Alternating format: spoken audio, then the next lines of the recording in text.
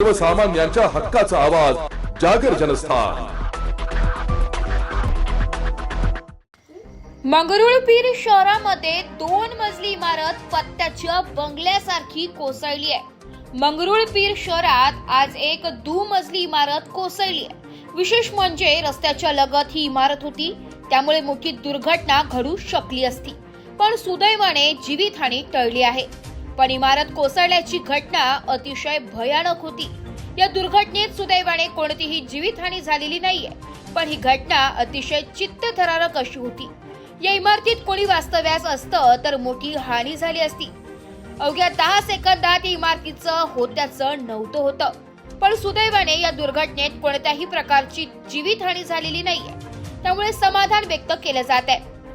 शहरातील मुख्य दरगाह चौकातील एक जुनी झालेली दुमजली इमारत आज अचानक कोसळली।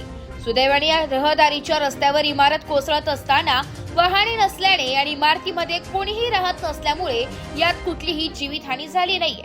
मात्र इमारतीला लागून उभे असलेले ऑटोवर इमारतीचा ढिगारा कोसळला, त्यामुळे नुकसान झालंय।